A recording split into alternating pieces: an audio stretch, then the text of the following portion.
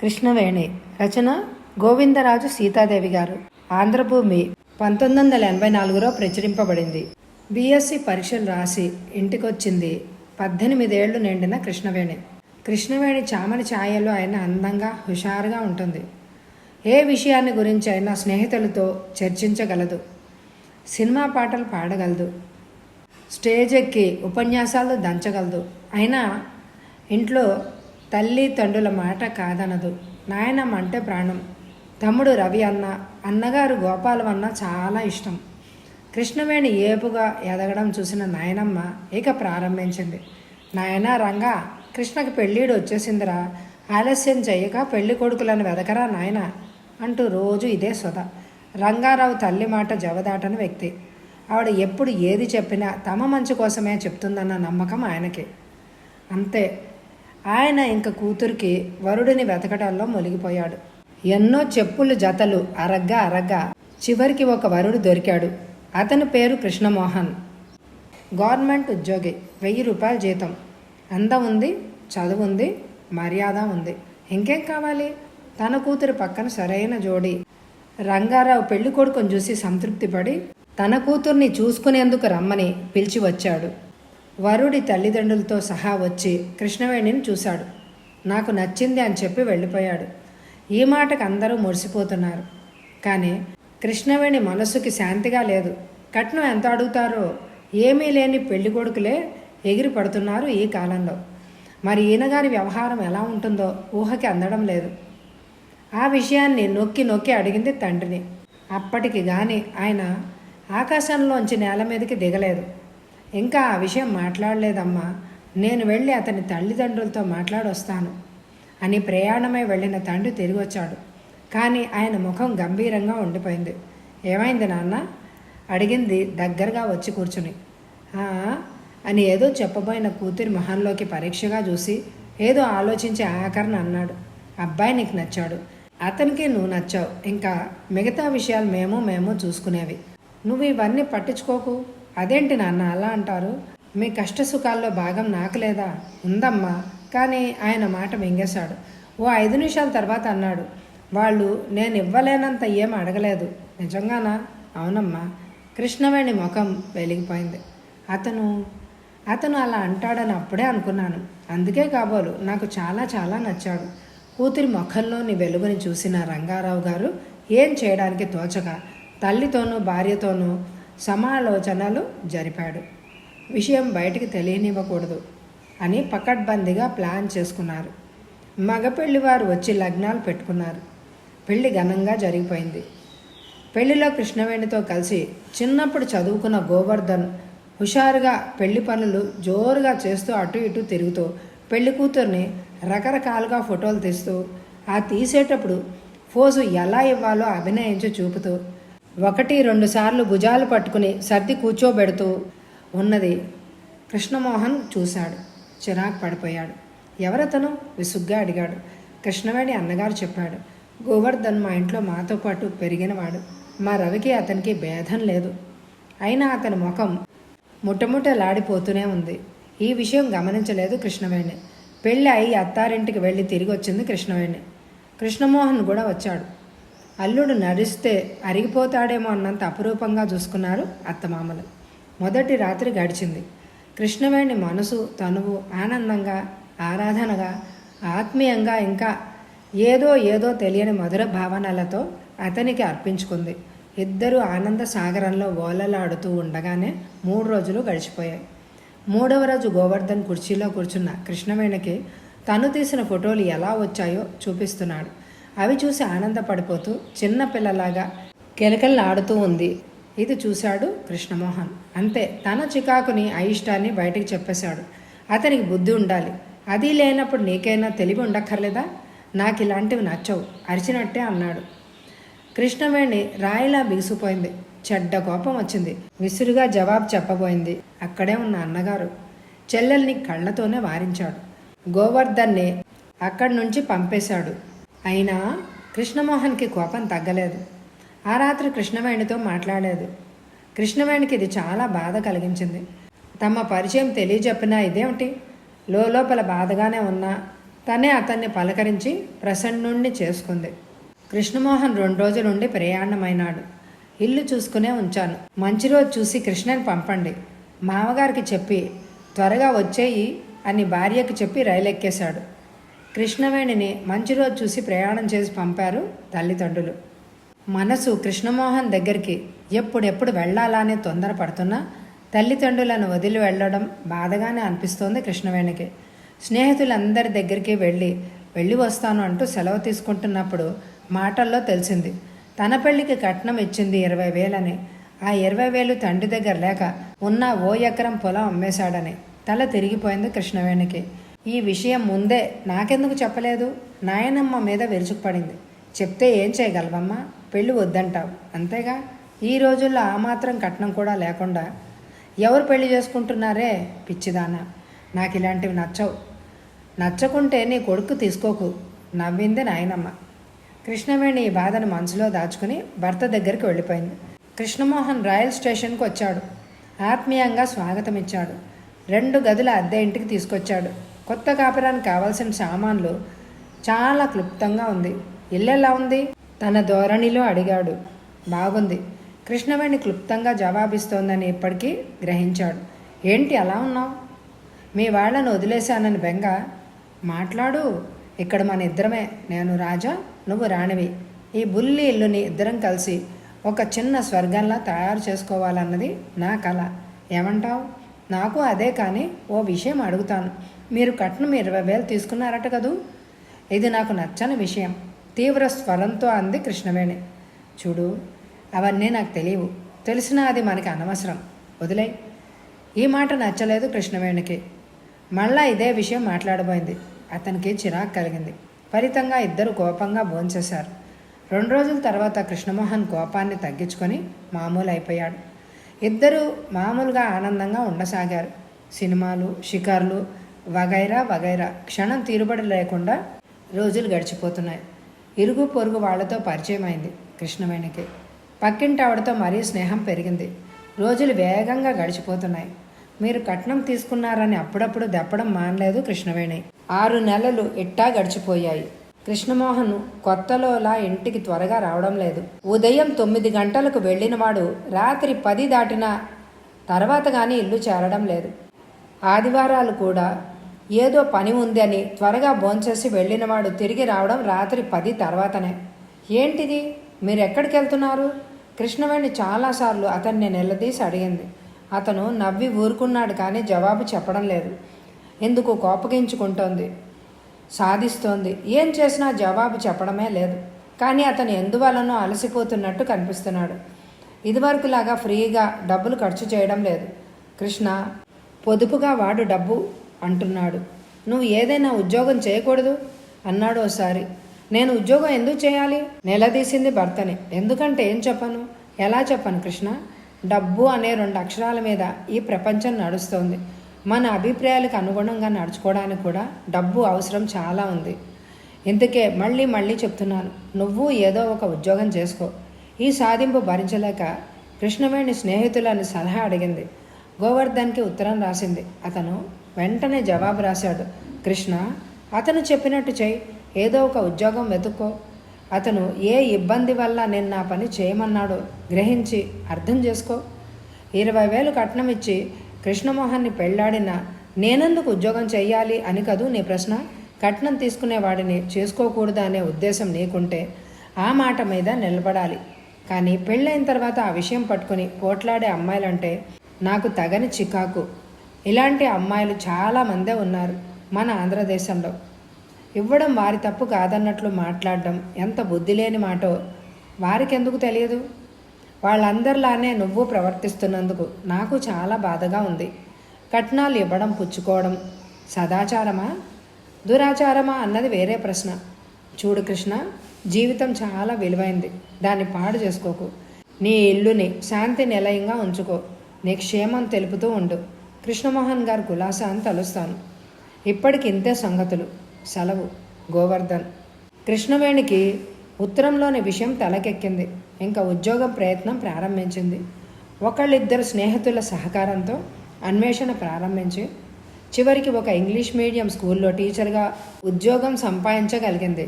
జీతం 300. కృష్ణవేణి ఆనందానికి హద్దు లేదు. ఎప్పుడెప్పుడు ఈ వార్త భర్తకి చెప్పాలా అని మనసు ఆరాట పడసాగింది. ఈ ఉద్యోగం రావడానికి కారణమైన సుధా కాఫీ ఇప్పిస్తే కానీ వదలను అని పట్టుబట్టింది. సరే అలాగే కానివ్వు, కృష్ణవేణి ఒప్పుకుంది. ఇద్దరూ కలిసి ఒక హోటల్లోకి వెళ్ళబోతుండగా కృష్ణమోహన్ ఓ శ్రీమంతురాలులాగా ఉన్న యువతితో కలిసి లోపల నుంచి బయటకు వచ్చి అక్కడే ఆగి ఉన్న కారు ఎక్కాడు. ఆమె కూడా ఎక్కింది. కారు వెళ్ళిపోయింది. కృష్ణవేణి చూసింది. కళ్ళు నలుపుకొని మరీ చూసింది. నమ్మలేక మళ్ళీ చూసింది. ఆ వెళ్ళింది తన భర్తే. అనుమానం లేదు. ఆవిడెవరు? ఈయనగారు ఆవిడతో వెళ్ళవలసిన అవసరం ఏముంది? ఆఫీస్కి అని చెప్పి ఇదేంటి? కృష్ణవేణి వెళ్ళిన కారు వైపే చూడసాగింది. ఏమిటో చూస్తూ నిలబడిపోయావు? సుధా కృష్ణవేణి చేయి పట్టుకొని లాగింది. కృష్ణ కదలలేదు. ఆ వెళ్ళిన కారు ఎవరిది? గొణిగినట్లు అంది. కారు ఎవరిది ఏమిటి నీ మొహం? ఆ కారు ఎక్కిన ఆమెదే. ఆవిడెవరు అని? ఆవిడ ఒక వన్నెల విసిన కర్ర. తన అందం ఎరచూపి 5 లక్షలకు అధికారిని అయిన తెలివిగల ఆడది. ఈ మధ్య ఆవిడ ఆస్తి వివరాలు సరిగా లేవని ఇన్కమ్ ట్యాక్స్ అధికారుల దృష్టి వరకు వెళ్ళిందని అంటారు. అయినా ఆవిడ సంగతి మనకెందుకు? పద పోదాం. బలవంతంగా లోపలికి తీసుకుపోతుంటే కృష్ణవేణి సుధా చేతిని విడిపించుకుంది. సారీ సుధా, ఇప్పుడు నీకు పార్టీ ఇవ్వలేను. మరోసారి తప్పకిస్తాను. వస్తాను. సుధ జవాబు కోసమైనా చూడకుండా పిచ్చి పట్టిన దానిలాగా రోడ్డు మీదకు వచ్చి ఆగి ఉన్న ఆటో ఎక్కి అడ్రస్ చెప్పింది. ఆటో బయలుదేరింది. కృష్ణవేణి తల తిరిగిపోసాగింది.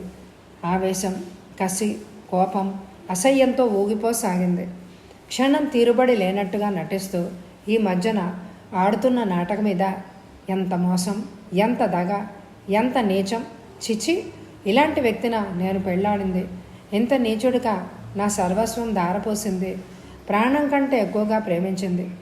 ఇతని కోసమా ఇష్టం లేని ఉద్యోగం కూడా చెయ్యాలి అని అనుకుంది. కృష్ణవేణి మనసు కుతకుత ఉడికిపోసాగింది. ఇల్లు వచ్చేసింది. ఆటో అతనికి డబ్బులిచ్చి తాళం తెరిచి లోపలికి వస్తుంటే పెళ్లినాడు తామిద్దరూ తీయించుకున్న ఫోటో కనిపించింది. కోపంతో తీసి దాన్ని నేలకు వేసి కొట్టింది. అయినా కోపం తగ్గడమే లేదు. పైగా తల పగిలిపోతూ ఉంది. ఇప్పుడేం చేయాలి? అతను ఇంటికి రాగానే ఇదేం పని అని నిలదీయాలి. నా ఇష్టం అని అతనంటే అప్పుడేం చేయాలి? ఊరి పెట్టుకు చావాలా? పుట్టింటికి రైలెక్కాలా? కొత్తగా వచ్చిన ఆ చిన్న ఉద్యోగం వచ్చే ఆ చిన్న ఆదాయంలో స్వతంత్రంగా బ్రతకాలా? ఇప్పుడేం చేయాలి? తీవ్రంగా ఆలోచించసాగింది కృష్ణవేణి. ఆవేశం తగ్గడం లేదు. ఆలోచన రావడం లేదు. అతను వస్తే వీధి గడపలోనే ఆపి అడగాలి. నీతి లేని నీతో కాపురం చేయడం నాకు కుదరదు అని గట్టిగా అడిగి ఇల్లు వదిలేయాలి. రాత్రి 12 గంటలు దాటినా కృష్ణమోహన్ రాలేదు. ఆకలి లేదు, నిద్ర లేదు. రాత్రంతా జాగారం చేసింది. అయినా కృష్ణమోహన్ రాలేదు. తెల్లవారింది. అతను రాలేదు. 10 కావస్తోంది. అతను రాలేదు. ఆఫీస్కి ఫోన్ చేసింది. అతను లేడు. మధ్యాహ్నం మళ్ళీ ఫోన్ చేసింది. ఈ రోజుకి సెలవు పంపారు అని బదులిచ్చింది. కృష్ణవేణికి నీరసం ముంచుకొచ్చింది. ఆకలి కడుపులో మండుతోంది. తను అక్కర్లేదు అనుకున్న ఈ ఇంట్లో మంచినీళ్ళు కూడా ముట్టుకోకూడదు అన్న పట్టుదల ఎక్కువ కాసాగింది. అతని కోసం ఇలా నిరీక్షించడం ఎందుకు? ఓ ఉత్తరం రాసి పడేసి వెళ్ళిపోతే పోలా అన్న ఆలోచన వచ్చింది. అలా అతన్ని వదిలి వెళ్ళకూడదు. అతను చేసిన తప్పుని ఎత్తి చూపి మీ మగజాతి ఇంతే అని నొక్కి చెప్పి తన అసహ్యాన్ని వెళ్ళగక్కి మరీ వెళ్ళాలి. ఈ నిర్ణయంలోనే నిమిషం ఒక యుగంలా గడుపుతూ అయినా ఆ ఇంట్లో అలా ఉండిపోయింది కృష్ణవేణి. ఇదేం తెలియని పొరిగింటి నీలమణి స్టీల్ గ్లాస్ తీసుకుని కృష్ణవేణి గారు గ్లాస్ పంచదార ఉంటే ఇవ్వండి, మళ్ళీ రేపు ఇచ్చేస్తాను అంటూ వచ్చింది. లేదు అంటున్న కృష్ణవేణిని ఆవిడ పరీక్షగా చూసి భయపడిపోయింది. ఎప్పుడు చిలకలా నవ్వుతూ ఉండే ఈ పిల్ల ఇవాళ ఇలా ఉందేమిటి? చెరిగిన తల, నలిగిన చీర అదీను. ఏమై ఉంటుందబ్బా? ఆ ఏమై ఉంటుంది? ఇంటింటా ఉండేదే అయి ఉంటుంది. మొగుడితో దెబ్బలాడు ఉంటుంది అనుకుని ఆవిడ మరో ఇంటికి వెళ్ళి తన అవసరం తీర్చుకొని ఈ వార్త చిత్రంగా మషాలా తగిలించి చెప్పి మరీ వెళ్ళింది. అలా పాకిపోసాగింది ఈ వార్త. అసలు రూపాన్ని వదిలి చిలవలు పలవలు అయిపోతూ ఉంది. సాయంకాలం 6 గంటలు కావస్తోంది. పక్కనే కాపురం ఉన్న పార్వతమ్మ ఓ స్టీల్ గిన్నె నిండా విరజాజులు కోసి గోడ అవతల నుంచి కేకలు పెట్టసాగింది. కృష్ణవేణి గారు స్నానం చేసి తెల్లచీర సింగారించారా? ఇవిగో జాజులు మాల కట్టి మరీ మీకు ఇస్తున్నాను, తీసుకోండమ్మా. కృష్ణవేణి జవాబు ఇవ్వలేదు. ఏమిటండి, ఏం చేస్తున్నారు లోపల? నా కాళ్ళు పడిపోతున్నాయి తల్లి, త్వరగా ఊడిపడమే. మీ ఆయన వచ్చే వేళ అయింది, చూసారా? చంపేస్తారు. కృష్ణవేణి జవాబు ఇవ్వలేదు. ఆవిడ పిలుపు ఆపదు. ఇంతలో వాకిట్లో ఆటో ఆగిన శబ్దమైంది. పక్కింటి ఆవిడ పిలుపు ఆగిపోయింది. కృష్ణవేణి వాకిట్లోకి తొంగి చూసింది. కృష్ణమోహను ఆటోకి డబ్బిచ్చి అంతంతలా పుస్తకాలు మోసుకొస్తూ కనిపించాడు. అతని ముఖం వాడిపోయింది, బట్టలు నలిగిపోయి ఉన్నాయి. అలసటగా అడుగులు వేస్తూ మెల్లగా లోపలికి వస్తూనే పిలిచాడు. కృష్ణ, కృష్ణ, ఏం చేస్తున్నావోయ్? కృష్ణవేణిలో ఆవేశం వచ్చేసింది. కళ్ళు ఎర్రబడిపోయాయి. చూడు, త్వరగా మంచి కాఫీ ఇవ్వు. చేతిలోని పుస్తకాలు టేబుల్ మీద పెట్టి చేతులు ముందుకి వెనక్కి ఛాడించి చూసుకుంటూ తన ధోరణిలో మాట్లాడసాగాడు. రాత్రి చాలా పొద్దుపోయినా ఇంటికి వచ్చేయాలని అనుకున్నాను, కానీ వీలు కాలేదు. రాత్రి ఒంటరిగా ఉండడానికి భయపడ్డావా? కృష్ణవేణి నుంచి జవాబు రాలేదు. కృష్ణమోహన్ ప్యాంటు మార్చుకుని లుంగి కట్టుకున్నాడు. ఇంకా షర్టు మార్చుకోనే లేదు. కానీ ఎంతకీ జవాబు రాకపోవడంతో అప్పుడు తలెత్తి చూశాడు. కృష్ణవేణి రోజూలాగా పరుగున వెళ్ళి కాఫీ తేవడం లేదు. పైగా నిల్చున్న చోటు నుంచి కదలకుండా అపర ఖాళీలాగా నిప్పులు రాలుస్తున్నట్లుగా చూస్తోంది. అతనికేం అర్థం కాలేదు. ఆమె వైపు ఆశ్చర్యంగా అయోమయంగా చూశాడు. ఏమైంది అన్నాడు. నాకేం కాలేదు, కానీ మీరింతవరకు ఎక్కడుండి వచ్చారు? సహజమైన గొంతులా లేదు కృష్ణవేణిది.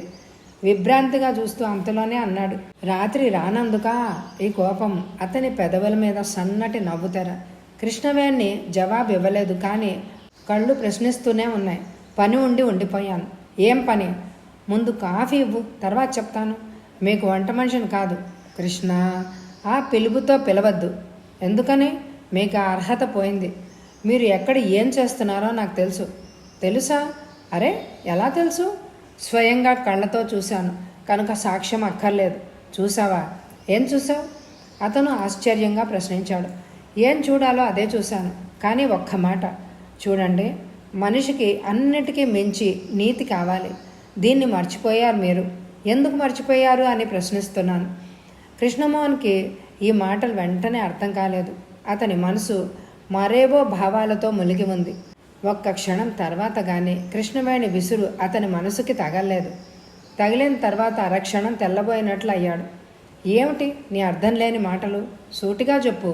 నువ్వు నీతి అన్న మాట నన్ను ఉద్దేశించేనా అన్నది? అయితే ఎందుకన్నావు? అతని ముఖం ఎర్రగా అయింది. నేను మాట్లాడేది మీ గురించే. అర్థం లేని అభాండాలు వేయకు. సరిగా చెప్పు మరోసారి. అతని గొంతు తీక్షణంగా ధ్వనించింది. కృష్ణవేణి జరిగిందంతా మరీ పెద్ద గొంతుతో చెప్పి తన అసహ్యాన్ని యావగింపుని కళ్ళల్లో వ్యక్తపరుస్తూ ఆకరణ అంది. నేను దేన్నైనా సహించగలను, కానీ ఇలాంటివి చచ్చినా సహించలేను. కృష్ణ అరిచాడు కృష్ణమోహన్. మీ అరుపులకి భయపడను. వెనక్కు అడుగు వేయను. పెట్టి చేతిలో తీసుకుని చకచకా గడప దాటబోయింది. ఆగు, గర్జించినట్టే అన్నాడు. ఆగనుగాక ఆగను. విసురుగా మరో అడుగు ముందుకు వేసింది. ఎంత ఫూల్వి నువ్వు! విసురుగా రెక్క పట్టుకున్నాడు. ఇరుగు పొరుగు ఇటే చూస్తున్నారు. ఇది చూసిన కృష్ణమోహన్కి ఒళ్ళు తెలియడమే లేదు. అభిమానం అవమానంతో అతని తల కొట్టేసినట్లు అయింది. అంతే. వీధి తలుపులు ఠపీమని మూసేశాడు. కృష్ణవేణి రెండు భుజాలు పట్టుకొని కుదిపేస్తూ, ఎంత బుద్ధి లేదు నీకు? నన్నే అనుమానిస్తున్నావా? కృష్ణవేణి అతని వైపు అసహ్యంగా చూసింది. ఇది చూసి భరించలేక ఈడ్చి కొట్టాడు. కృష్ణవేణి రుద్రకాళిలాగా అయింది. ఆమె కళ్ళు ఇంకా ఎర్రగానే మారుతున్నాయి. కృష్ణమోహన్ 2 నిమిషాలు కళ్ళు మూసుకున్నాడు. కోపాన్ని కంట్రోల్ చేసుకున్నాడు. దీర్ఘంగా నెట్టొడిచి కళ్ళు తెరిచాడు. కృష్ణవేణి చెప్పులు వేసుకుని వీధివాకిలి తలుపు తెరుస్తోంది. కృష్ణ, ఒక్క క్షణం ఆగు. కృష్ణవేణి ఆగేలాగా లేదు. అసలు ఏం జరిగిందో నేను చెప్తాను, పూర్తిగా విను. ఆ తర్వాత నీకు నన్ను వదిలి వెళ్ళాలి అని అనిపిస్తే అలాగే వెళ్ళు. ఆ తలుపు నేను తెరుస్తాను, రా వెనక్కు. కృష్ణవేణి వెనక్కు రాలేదు. అలా అని ముందుకు కూడా అడుగు వేయలేదు. కృష్ణమోహన్ శాంతంగా చెప్పసాగాడు. కృష్ణ, నువ్వు కొత్తగా కాపరానికి వస్తూనే నన్ను ఒక ప్రశ్న వేశావు. కట్నం తీసుకోవడం న్యాయమేనా అని. అప్పుడు నేను నీ మాట నిర్లక్ష్యంగా తోసిపారేశాను. కానీ తర్వాత ఆలోచించాను.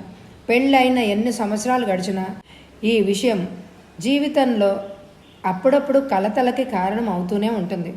మా తల్లిదండ్రులు ఏ ఉద్దేశంతో దాన్ని తీసుకున్నా ఆ విషయం మన మధ్య సమస్యలను తేయకూడదు.